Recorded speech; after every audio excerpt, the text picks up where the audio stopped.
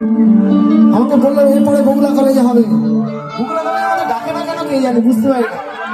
আমার দিক থেকে অনেক বেশি জায়গাটির লোকজনকে ডাকে, আমাদের ডাকে না। অথচ শুনেছি বগুলায় নাকি আমাদের প্রচুর প্রচুর ফ্যান, এবং আমি সবাইকে দেখে বুঝতেও পারছি সত্যি ফ্যান আছে। কিন্তু ওরা কলেজে হিন্দি গান শুনতে চায়, বাংলা গান কেউ শুনতে চায় না আজকে। রাখিতে নারী লিখতে মজাল গো, রাখিতে নারী